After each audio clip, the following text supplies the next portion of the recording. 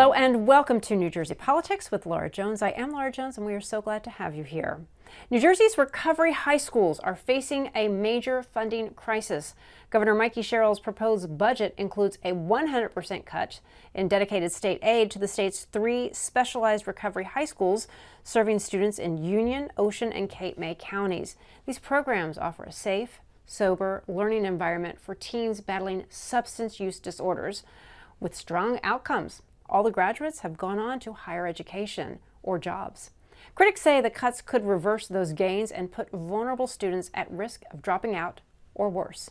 Standing by is former New Jersey State Senator Ray Lesniak, a champion for these schools and namesake of the Raymond J. Lesniak Experience Strength Hope Recovery High School in Union County, and Morgan Thompson, CEO of Prevention Links. First, though, New Jersey taxpayers poured tens of millions into hosting the World Cup. Loans, grants, infrastructure, and promotion, all to bring the world's biggest soccer tournament to MetLife Stadium in East Rutherford, New Jersey. But in a move that is sparking outrage across the state, the nonprofit host committee has teamed up with New York City to offer 1,000 deeply discounted tickets for $50 plus free bus rides to New Yorkers for matches right here in New Jersey. Meanwhile, local fans are facing ticket prices starting at nearly $1,900. Critics call it the latest example of New Jersey playing second fiddle. Joining me now is Assemblyman Michael N'Ganamort, who has been leading the charge against what he calls the humiliation of New Jersey taxpayers. Assemblyman, welcome. Good to see you. You too, Laura. Thank you. All right, well, walk us through why you think, I think it's kind of stating the obvious, why New Jersey families should be upset about New Yorkers getting $50 tickets to all our games at MetLife. You're darn right, Laura, and you laid it out exactly right. I'm tired of playing second fiddle to New York. We're second fiddle on the name of the game, the New York, New Jersey World Cup. We're second fiddle on the name of the stadium, the New York, New Jersey Stadium. And now we're second fiddle on tickets. I mean, when does the humiliation end? That's why we use that word humiliation. What we learned last week is that, not only have New Jerseyans invested $300 million total public investment around these games in infrastructure, transportation, public safety, you name it, an additional $50 million of New Jersey taxpayer dollars going to the World Cup host committee. And then we learned that the host committee used some amount of that money to purchase 1,000 tickets at full price to be sold to New York City residents only at $50 a pop. When is New Jersey going to have the same opportunity available to New Jersey, the host of the game? Yeah, I mean, like you said, providing the host committee, New Jersey provided the host committee $15 million loan, $15 million grants, hundreds of millions more in public spending to prepare for the matches. What exactly is New Jersey getting in return? And, it just feels like we're subsidizing access for another state's residents. We quite literally are subsidizing access for another state's residents. $50 million, New Jersey taxpayer money to the host committee for New York City residents to purchase these tickets. It's outrageous. So the questions before us are, when is that opportunity going to be available to New Jersey residents? And where and how is the host committee making these types of decisions? Let's not forget the chair of the New York, New Jersey World Cup host committee is former First Lady Tammy Murphy. Now, we Assembly Republicans on the Assembly Budget Committee have asked twice now for the chair, Tammy Murphy, to appear before the Budget Committee for a hearing. Let's lay it all out there. What planning went into this World Cup game? What preparation was made under Governor Murphy's tenure around transportation and public safety? And most recently, what decision-making led to New Jersey taxpayer dollars going towards subsidized tickets for New Yorkers? Listen, it was one thing to have the First Lady of New Jersey as chair of this host committee to begin with, but we thought at a minimum she would look out for New Jerseyans and New Jersey taxpayers. It is clear that is not the case. What's happening? Has anybody gotten back to you on these requests? Laura, we've heard crickets. We've requested twice that the host committee appear before the budget committee, and we've sent a third letter specifically outlining these questions to the host committee. Under what decision-making authority did they use New Jersey taxpayer dollars to subsidize these tickets? Will a similar opportunity be made available for New Jerseyans? And what elected officials, public servants, the governor, who did they consult in the state of New Jersey before moving forward with this plan? We have gotten answers to none of those questions. And frankly, here we are towards the end of May. I don't expect that the host committee will appear before the budget committee. I hope I'm wrong. We've asked twice, and I hope that our Democratic colleagues in the legislature agree with us that the host committee needs to appear before the Assembly Budget Committee. Well, ironically, the host committee CEO praised New York City's Mayor Mamdani for delivering on affordability. So, I mean, is that a not so subtle dig at Governor Sherrill's administration? I mean, what is this saying about New Jersey's interests and how they are represented on the host committee? New Jersey's interests are not being represented on the host committee. New Jersey's interests are not being served by this host committee. So I can't knock Mayor Mamdani. He saw an opportunity and he took it. When are New Jersey's leaders going to do the same? And when is the host committee going to realize the obvious, that this is a game taking place in New Jersey, subsidized by New Jersey taxpayers? I mean, we've been dealing with this indignation between the Jets and the Giants and all these other events that take place in New Jersey under the New York name. At a minimum, our residents should have the same opportunities to attend the game as New York City residents. So we have Bergen County Executive James Tedesco. He has written a letter demanding similar affordable ticket access for Bergen residents because those are going to be the ones that bear the brunt of the traffic, public safety costs, and disruptions. So do you think, what are you looking for the host committee to do? Should they commit a committee perhaps to create a program? Can you even do that at this point for locals, especially in a host community? It's getting late in the game, no pun intended. What are we expecting from the host committee, Laura? A response. We're hoping for a response. We've reached out to them 3 times now, and it's been radio silence.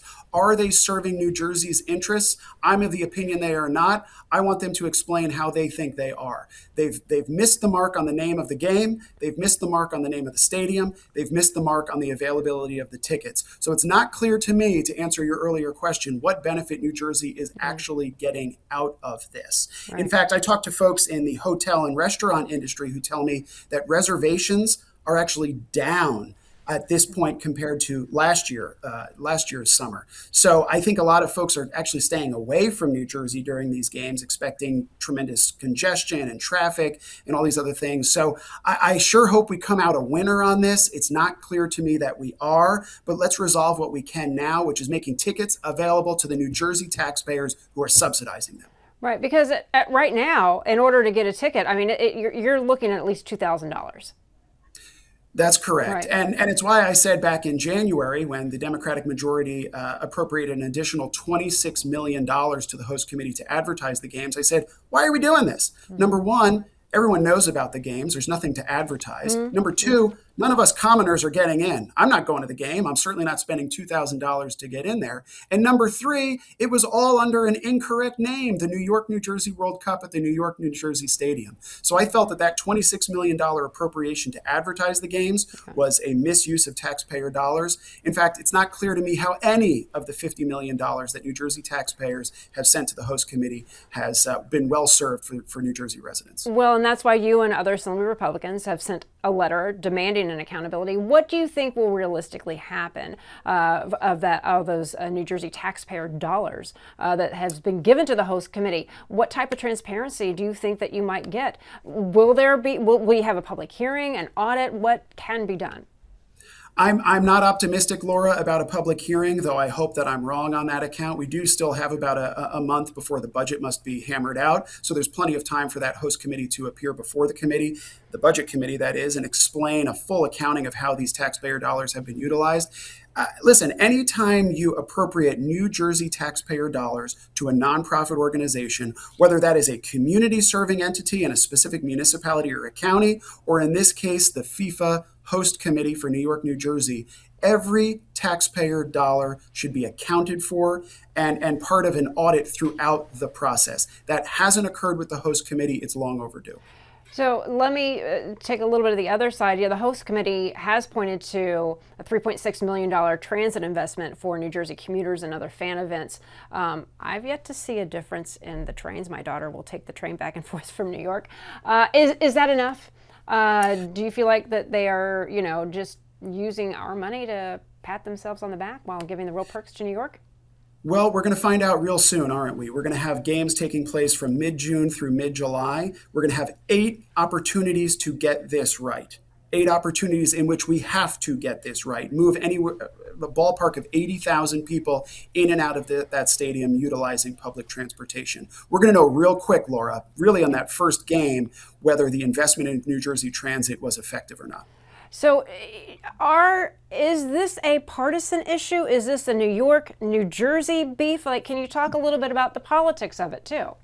Well, it shouldn't be a partisan issue. It's not for me. This is about, our self-respect as New Jerseyans. I don't care if you're a Republican or a Democrat. If New Jersey taxpayer dollars are going to an entity that is serving 2 states and frankly, customers and spectators from around the world, we need to make sure that we are getting every amount of value out of those taxpayer dollars. So whether you're a Republican or a Democrat, frankly, you should join our call that comes specifically and exclusively from Republican members of the Assembly and Senate budget committees to have hearings, to have a clear accounting of these dollars, to know exactly what we New Jersey taxpayers are getting out of these games. If you were able to, if they said, okay, we'll give you what you want, like what in an ideal world, what would you like to see? Those tickets, those $50 tickets be made to that? Is that good enough, or do we need more considering this is New Jersey? Well, at a minimum, we should have the same opportunity, we as residents, to access tickets that New Yorkers get. That's number one, and that should be resolved in the next 2 weeks. Longer term, we need a clear, transparent, preferably third-party audit of how each of those $50 million that was appropriated from New Jersey taxpayers to the New York, New Jersey World Cup Host Committee, how each and every one of those dollars has been expended and what value New Jersey taxpayers are going to see in return. All right, Assemblyman, any other thoughts that you'd like to leave us before we close out this segment?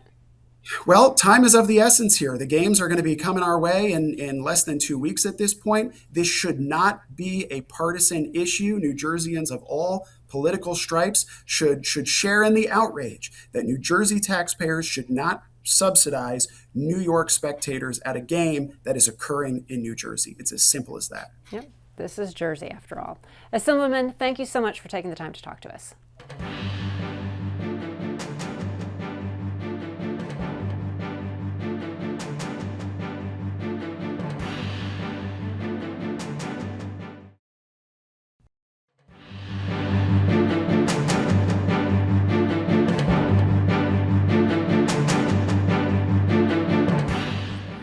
New Jersey's only recovery high schools are now facing an uncertain future, and Governor Mikey Sherrill's proposed budget dedicated state funding for the state's 3 recovery high schools in Union, Ocean, and Cape May counties has been completely eliminated. That's a 100% cut. These schools serve teenagers recovering from substance use disorders, giving them something many say they desperately need: a safe, sober, and supportive place to continue their education while staying focused on recovery. And the results have been remarkable. Every single graduate has gone on to college or some form of higher education. Supporters warn that cutting this funding could have serious consequences, putting vulnerable students at greater risk of relapse, dropping out of school, or losing the stability these programs provide. Joining me now to talk about what is at stake are former New Jersey State Senator Raymond Lesniak, the driving force behind these schools, and the namesake of the Raymond J. Lesniak Experience Strength Hope Recovery High School in Union County, and Morgan Thompson, CEO of Prevention Links, who helped launch the school and serves on the board of directors of the National Association of Recovery Schools.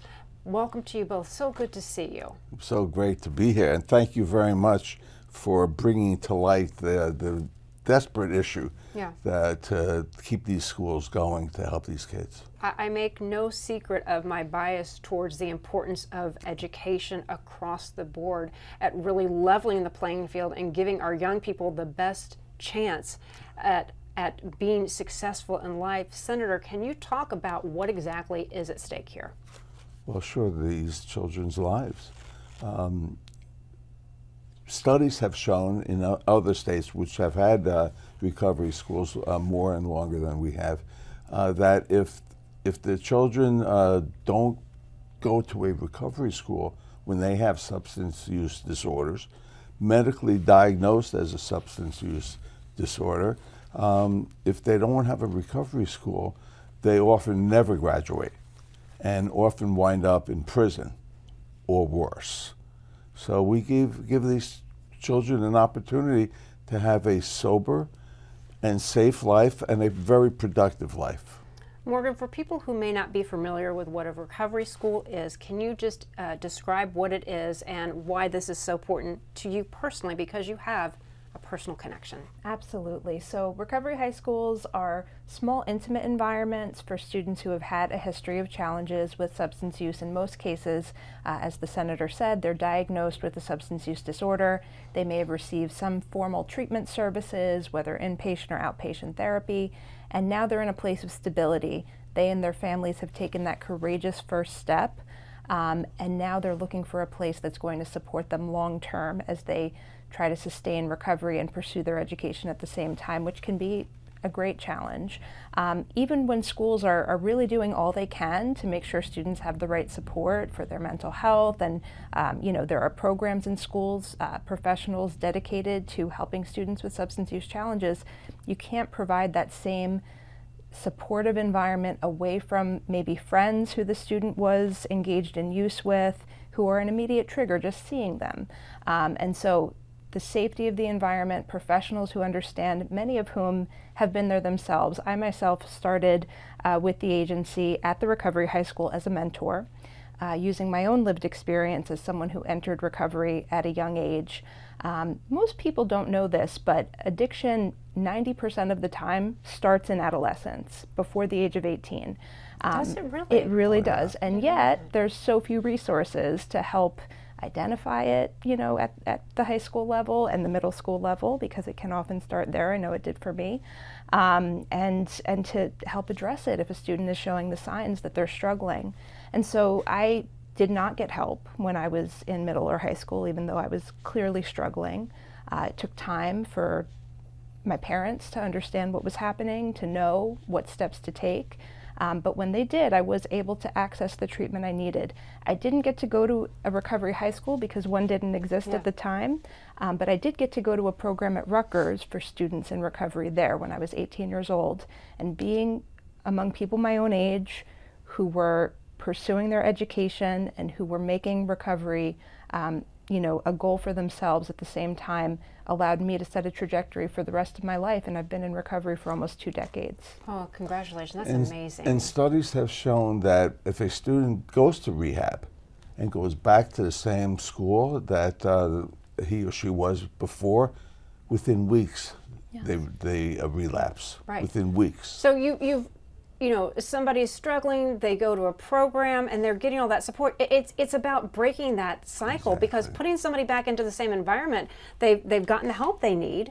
It seems so much like common sense, and the results are quite frankly really, really impressive.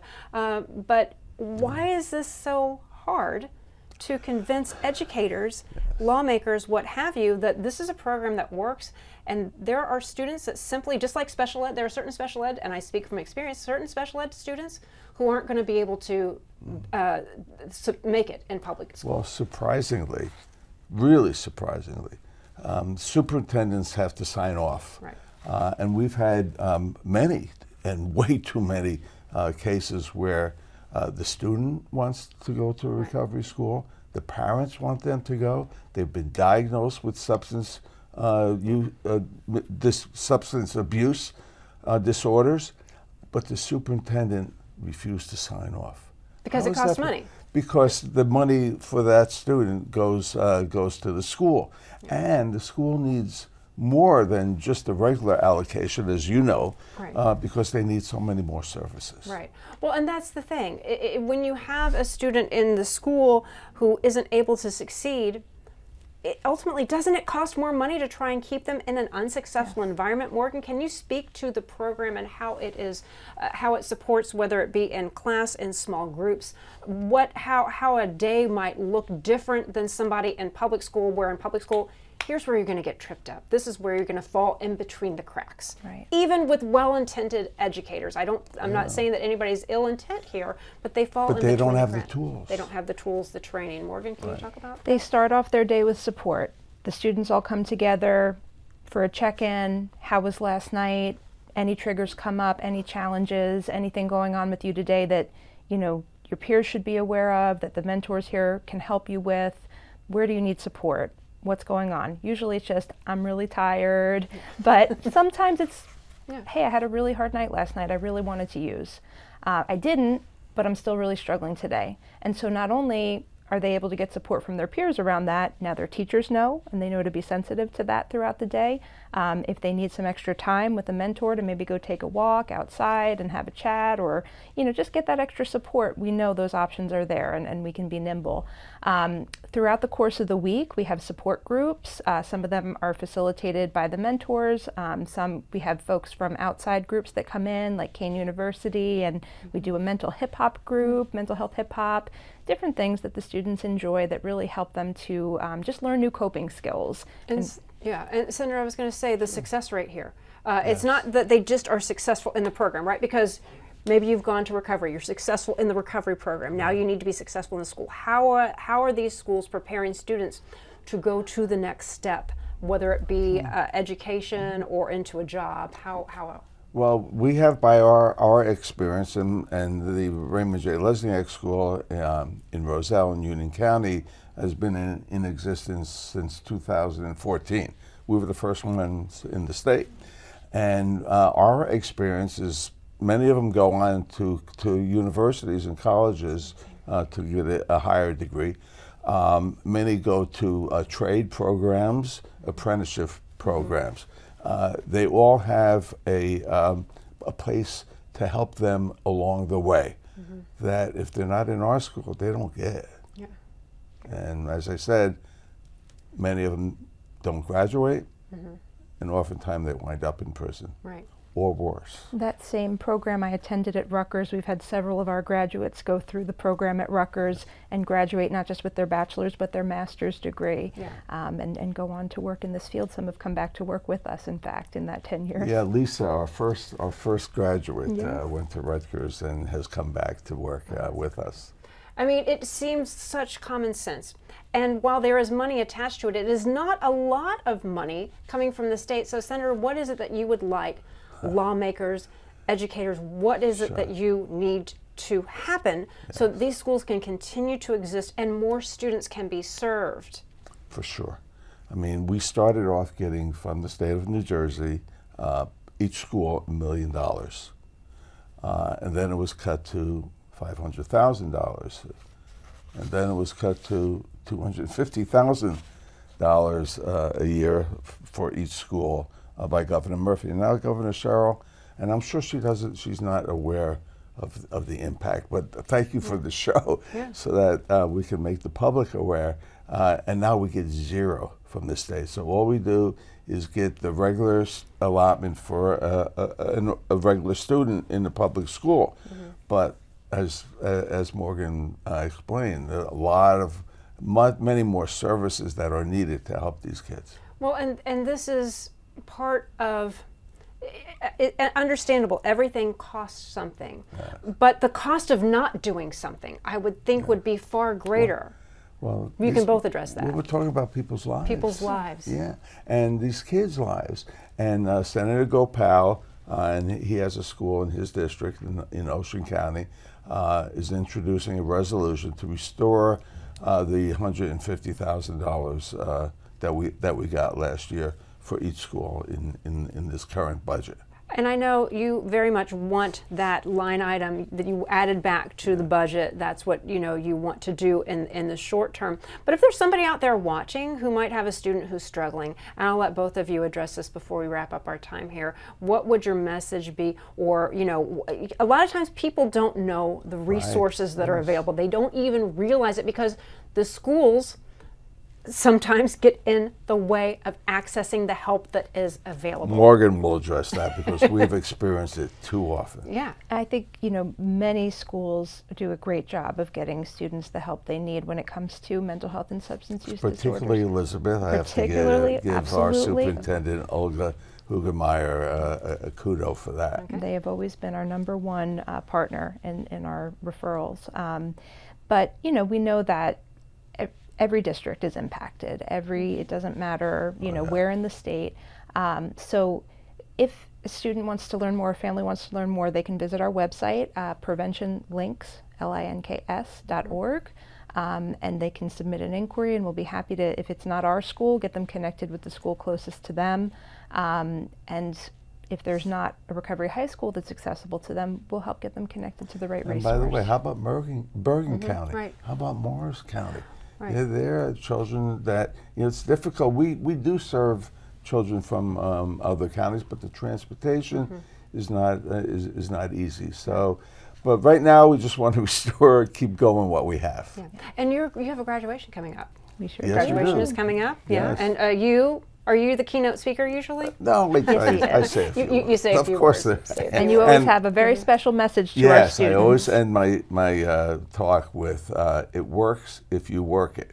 So work it, you're worth it. That's beautiful. Yeah. That's beautiful. Senator, thank you so much for taking the time to talk to us and for all your advocacy. Again, a lot of people don't even realize, you think about education, it's more about learning disabilities, not about the mental health aspect and the substance abuse, which is very real. And by the way, and it doesn't know a zip code, it doesn't know No, a socioeconomic. It can happen to anyone. Well, thank you for spreading the word, helping very us grateful. spread the word. Thank you very you. much. All right, thank you. And that'll do it for today. I'm Laura Jones. Thanks so much for watching New Jersey Politics. We look forward to seeing you back here next time.